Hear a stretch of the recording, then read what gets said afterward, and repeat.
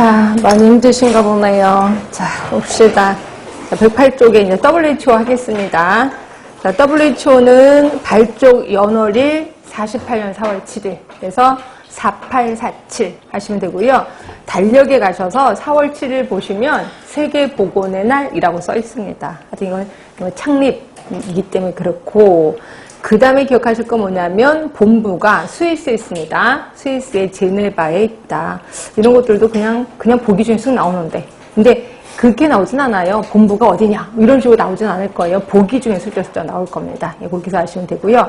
그 다음에 WHO는 6개 지역 사무국이 있는 건 아시죠? 6개가 동지중해, 동남아시아, 서태평양 등등등 있는데, 이게 문제예요. 이거를 다 일일이 물어보는 경우가 있어. 예를 들어 다음 중 지역사무소와 그 위치가 올바르게 짝져진 거 뭐냐 이런 식으로. 그럼 그 한 문제를 풀기 위해서 우리는 4개를 다 외워야 돼요. 그러니까 동지중해는 이집트의 카이로에 지역사무소가 있고요. 동남아시아는 인도의 뉴델리가 있습니다. 우리 쪽은 아닌데 다른 쪽에서는 어떻게 나왔냐면 동남아시아는 지역사무소가 어디 있느냐. 1번 델리, 2번 뉴델리 한번 나온 적 있었거든요. 그렇죠? 그래서 이렇게 말장난 넣기도 하는데 아직까지 우리는 그렇게까지 말장난은 안 해. 근데 아직 물어보긴 해요. 그 사무소가 어디냐 이런 식으로 물어보는데 이 중에서 우리나라가 들어가 있는 곳이 있어요. 우리나라는 서태평양이 들어가 있습니다. 그럼 서태평양 정도는 외워줘야겠다. 우리나라 거니까. 그래서 서태평양은 필리핀의 마닐라에 위치해 있고요. 그 다음에 북한도 우리나라잖아. 근데 북한은 다른 곳에 들어가 있어요. 동남아시아에 들어가 있습니다. 동남아시아. 그리고 인도의 뉴델리에 있다. 요 2개만이라도 좀 기억해 주셨으면 좋겠어. 자, 그리고 나머지 6개를 외우면 참 좋은데, 동지중해, 동남아시아, 서태평양, 이거 외우면 좋은데, 힘들다. 그럼 2개만이라도 좀 기억해 주시면 될 것 같고요. 자, 우리나라는 언제 가입을 했냐면 49년에 가입을 했습니다. 이거 아까 WHO 48년에 창립이 됐잖아요. 우리나라는 48년 8월 15일 해방이 된 건 아시죠? 8월 15일 날 대한민국이 정부 수립이 됐을 거예요. 그 다음해인 49년에 가입을 했고요. 북한은 그보다 한참 뒤인 1973년에 가입을 했습니다. 자, 주요 기능을 보시면요. 대부분 WHO는 조직이잖아요. 이 조직이 움직이려면 돈이 필요하잖아. 이 돈이 어디서 나오냐면 회원국이 내는 회비로 이루어지고 있습니다. 그리고 대부분 예산은 1년짜리 예산인데 여기는 2년짜리 예산이에요. 결국 회비를 내면 이거 갖고 2년 동안 살림살이를 한단 말이에요. 그럼 돈이 넉넉할까요? 부족할까요? 부족하겠지, 돈이. 그래서 대부분 돈을 지원해준다 이런 말은 없어요. 돈을 지원해주는 건 없고, 그럼 뭐냐? 거기 보시면 국제적인 보건사업의 지휘 조정. 근데 이것도 슬쩍 국제적이라는 말을 빼서 보건사업의 지휘 조정하면 틀린 겁니다. 국제적인 보건사업의 지휘 조정이야.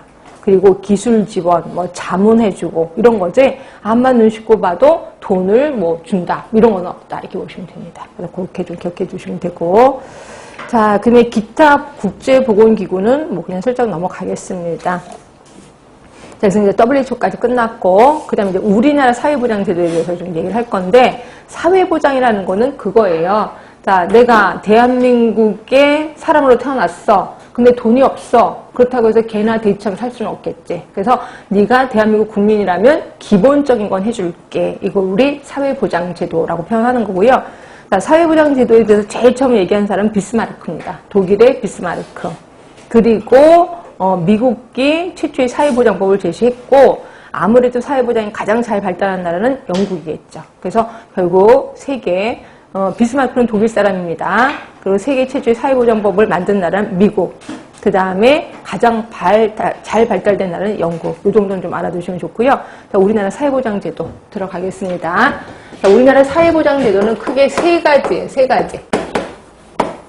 하나가 사회보험이 있습니다. 사회보험.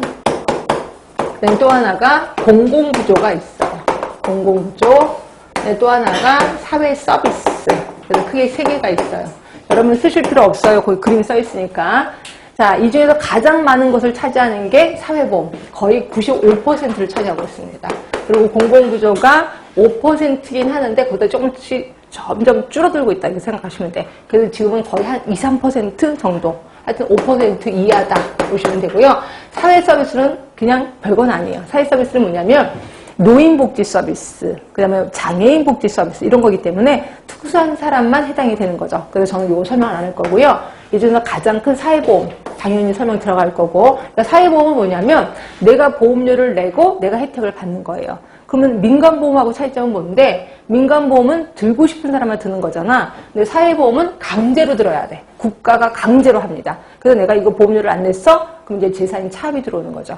그랬더니 어떤 사람은 세금이라고 하는데 세금은 아니에요. 세금은 따로 있는 거고 내가 보험료를 강제로 낸다. 그리고 내가 아프면 그 혜택을 받는다. 이걸 사회보험이라고 하는 거고, 공공구조는 내가 보험료조차 낼 수가 없어. 돈이 없어. 그랬을 때 국가가 100% 다 해주는 거를 우리 공공부조라고 하는 거죠. 그치? 그러면 사회보험에는 뭐가 있는데요? 다시 세 개로 나눕니다. 세 개로 나눠서 하나가 소득을 보장해주는 제도, 또 하나가 의료를 보장해주는 제도, 그 다음에 또 하나가 장기 요양이 있습니다. 장기 요양. 그래서 크게 세 가지가 있어요. 자, 그럼 소득을 보장해주는 제도에는 뭐가 있는데, 거기에 산재 들어보셨을 겁니다. 산업재해보장보험이라고 들어보셨을 겁니다. 여기 있고요. 그 다음에 두 번째가 연금이 있습니다. 연금. 그 다음에 또 하나가 고용보험이 있는 거죠. 고용. 요 세 개가 소득보장제도인데, 우리 책에는 하나가 더 있을 겁니다. 맨 마지막에